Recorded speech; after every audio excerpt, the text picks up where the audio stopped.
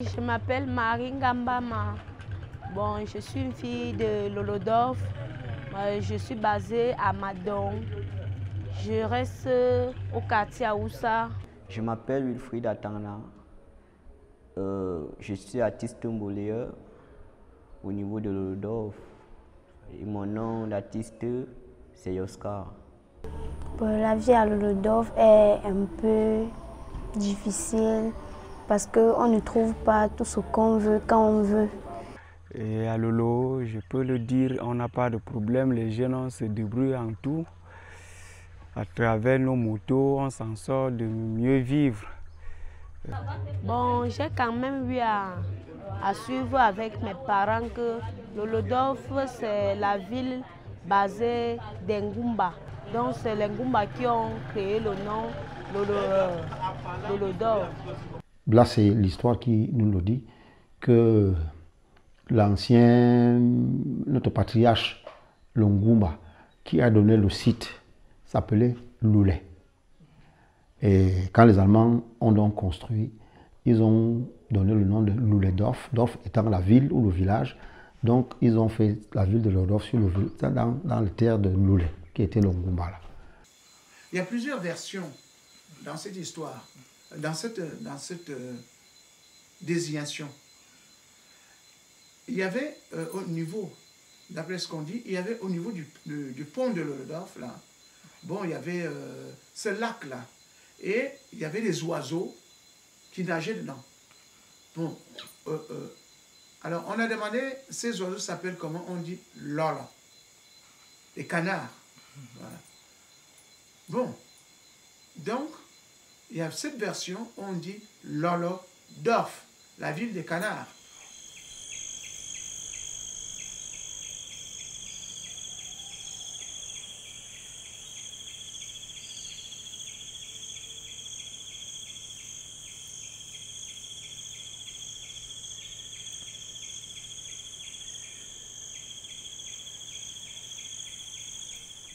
Nous sommes partis d'Égypte. Nous avons atterri au Soudan. Et du Soudan, on est arrivé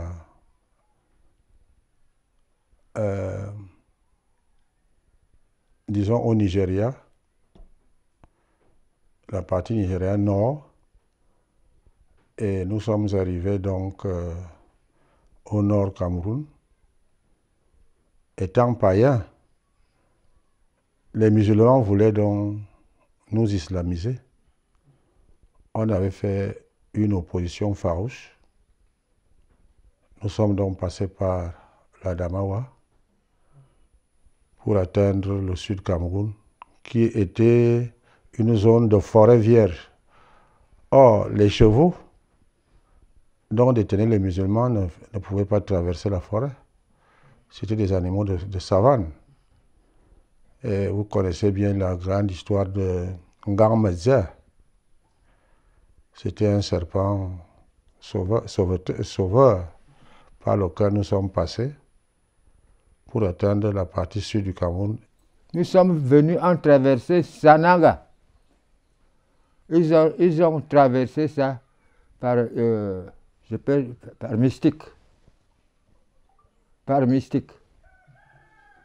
Ce mystique était que ils ont trouvé, croyant que c'était un tronc de bois. Un tronc de bois qui était posé sur l'eau. Ce n'était pas un arbre, c'était un grand serpent qui les a fait traverser Sanaga. Notre arrière-grand-père s'appelait Eyena. En traversant, il avait 9 maisons. 9 maisons ngoué. Celui qui était le créateur de la race s'appelait mon nom. Mon nom qu'on m'a donné. Sengoué. Donc on a eu, il y a deux contingents, c'est comme on dit, qu'on appelle Nzonmi Kanbita. C'est-à-dire la route du peuple guerrier. Ils ont décidé d'aller à Kribi, aller chercher eux-mêmes le sel. Alors, les gens de Brousse ont constaté qu'ils se faisaient rouler à tout instant par ces côtiers. Ils ont donc décidé d'aller chercher le sel à Kelbé. En ce temps-là même, ce sont les femmes qui accouchent qu'on donnait le sel. Le sel n'était pas comment tel que ça soit maintenant. Et il y a eu deux contingents, d'après ce qu'on me dit. Et il y a un qui est passé par le Lodorf. Alors, arrivé à Lodorf, il y avait les Allemands. Et ils ont guerroyé avec, il semblerait, il s'appelait Sakurbibanga. Qui était le chef, c'est ça? Oui, qui est un peu le chef militaire. D'accord. L'histoire dit que les Ngumba, qui étaient ici, ont vu en ces envahisseurs, qui étaient nos aïeux, des gens dangereux. Et ils sont donc mis du côté des Allemands. Ils ont trahi les envahisseurs. Alors, nos aïeux se font donc battre et ils sont dispersés dans toutes les forêts environnantes. Bongaye, Langanatut, Kolboa, Bilik et tout ça. Et commençaient donc à s'installer dans les brousses environnantes et cultiver, etc. Les Allemands, eux, savaient que les rebelles, machin, ils ont fui. Alors, après ce que les Allemands nous ont éparpillés dans la brousse, on n'avait pas d'autre lumière, d'autre façon de s'éclairer que des gousses de noix de palme. Il y avait Combé, dont une sorte de racine. Donc, on séchait ça sur les machins. Et puis, une fois que c'est sec, hein, on écrase le bout, on allume. Et ça éclaire. On avait trouvé également qu'on pouvait couper le papayer. On le coupe en deux, on met l'huile de palme, on met une mèche et on allume. On s'éclairait donc avec ça. Alors, finalement, tout ça, c'est les ngouis.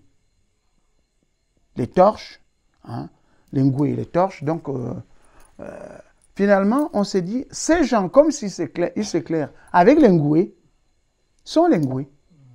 C'est la seule façon. Alors, il y a une traduction, je peux dire fallacieuse, ou un peu rigolote, où on dit, bon, c'est des cochons. Parce que ngoué, en béti, c'est cochon, porc. Voilà. Donc, il y a donc cette confusion. Mais la vraie réalité, c'est que nos aïeux se clairaient avec les ngoué. J'ai suivi que les ngoué étaient en Fangla, en brousse là-bas. Ici, c'était le domicile des Ngumba. Voilà le nom Bikoka. Ce n'est même pas Béti.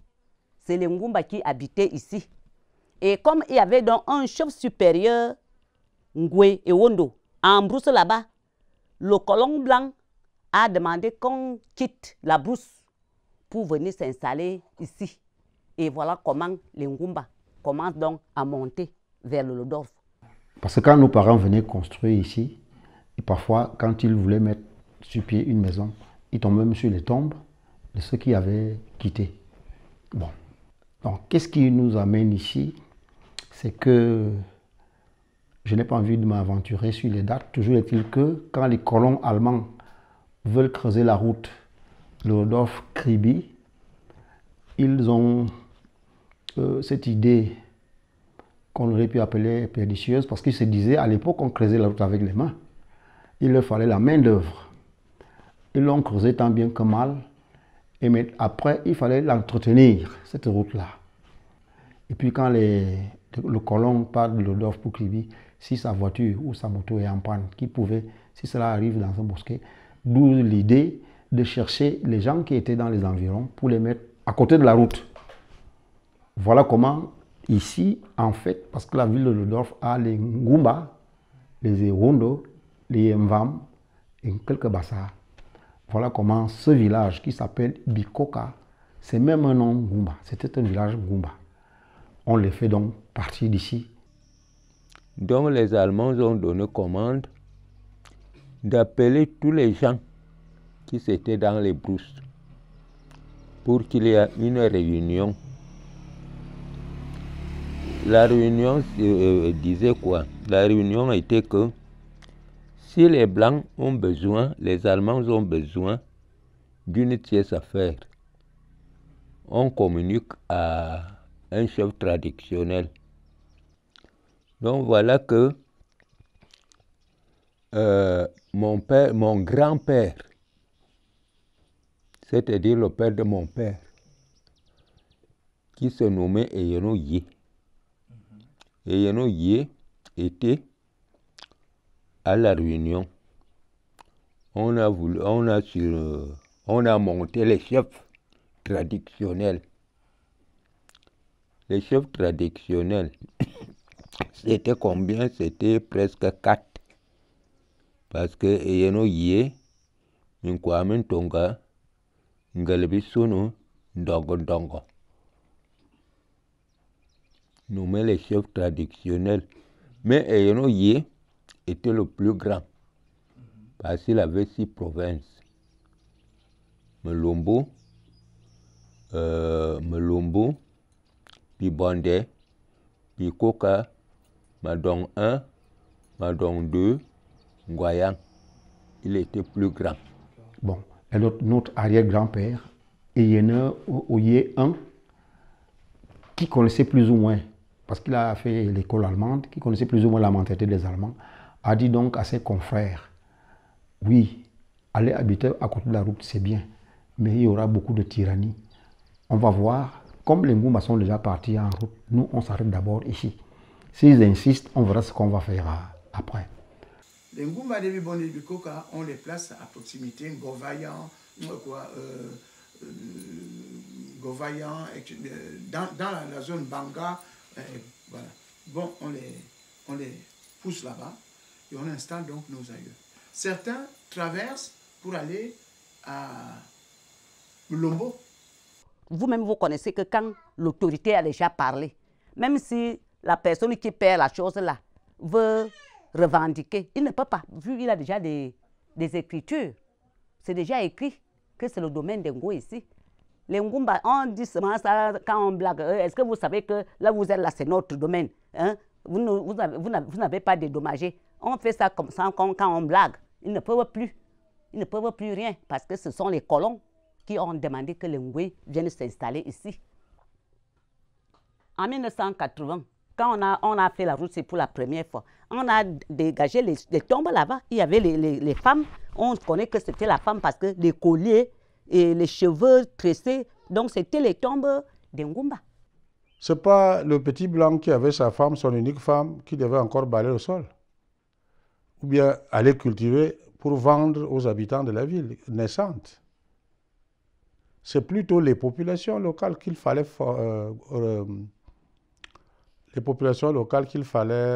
regrouper pour créer un noyau que je dirais économique. Parce qu'ils avaient besoin d'une main, les colons avaient besoin d'une certaine main d'œuvre.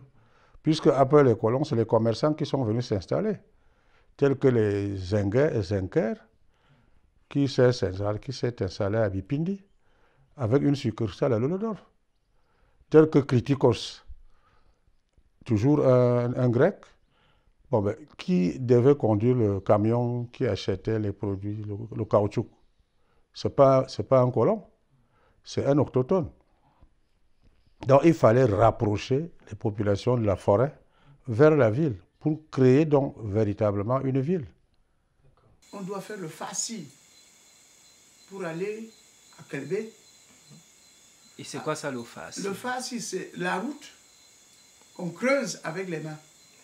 Voilà. Pour aller à Kribi. D'accord. Bon, les travaux forcés en fait. Oui, on peut dire travaux forcés, mais c'est les travaux qui permettait d'accéder vers Kribi. Il prenait les gens de Torres à travers tout le long du village. C'est Bikoka qui part travailler la route qui s'amène à Seka, à Kribi même au département. Ils prenaient les gens comme ça partout dans les chefs traditionnels.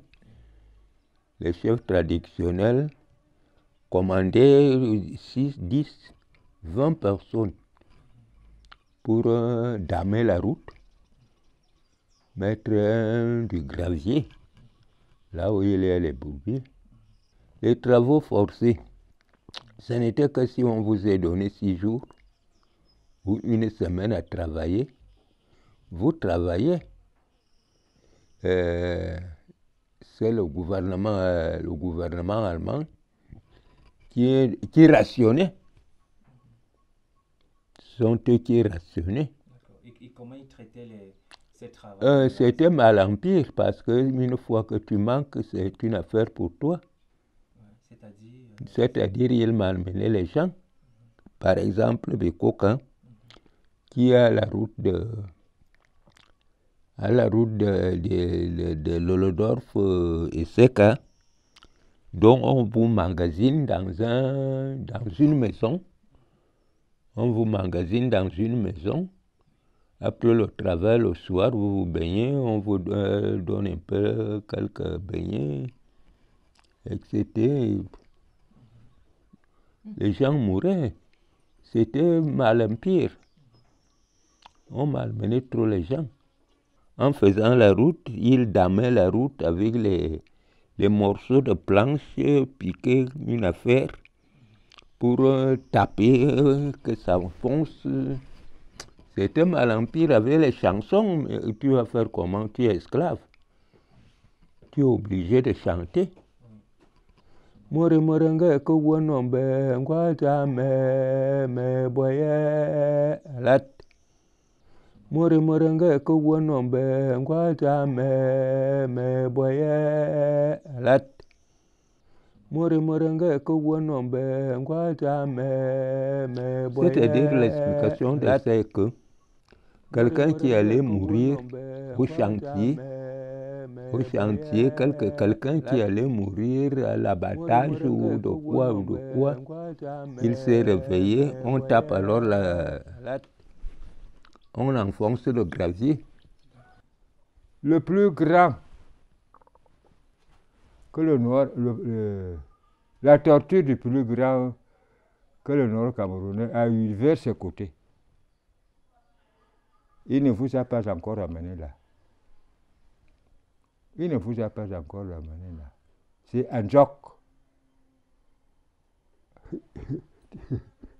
Tu lui as déjà amené un joc? Le joc, c'est-à-dire une grosse montagne de pierres qu'il fallait creuser et percer à main d'homme pour aller vers Douala. Beaucoup de gens de chez nous ici en sont morts. Si tu attrapais une hernie, bon, on te l'a peut-être l'opérer n'importe comment, tu pouvais y laisser ta vie. Et les autres sont morts avec des écorchures aux épaules parce qu'ils devaient porter des charges lourdes, etc. etc. Traitement dur. Là, je vous dis qu'ils ne s'amusaient pas. On ne s'amusait pas là-bas. Dans les FAP? Ah, la bastonnade, vraiment, la tuerie, vraiment, la famine, tout ça. Tu pouvais aller réfugier où? Mais on te tue. Tu travailles, va ou pas. Tu es même malade, on entend, si tu es mort, on creuse un trou ici. Là, on joue partout là où le train passe. Il y a des tombeaux là, à côté de ces endroits-là. On creuse, on te fout, on l'enterre.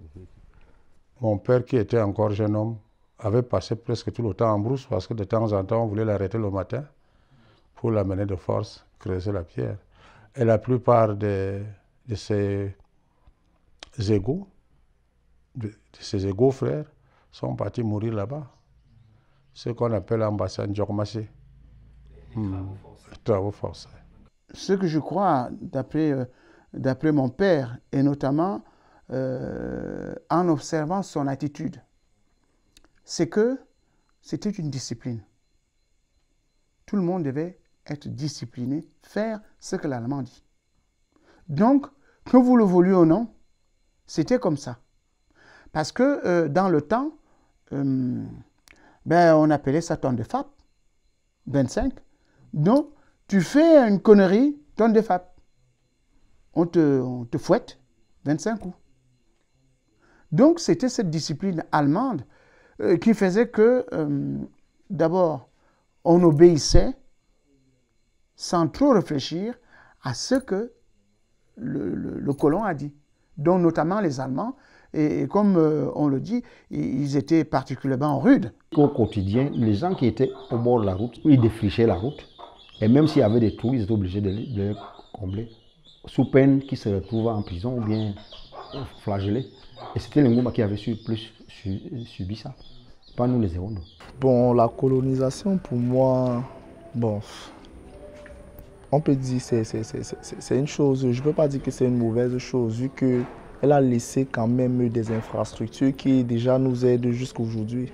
Comme par exemple, nous avons cet établissement, cette école primaire qui date depuis des années.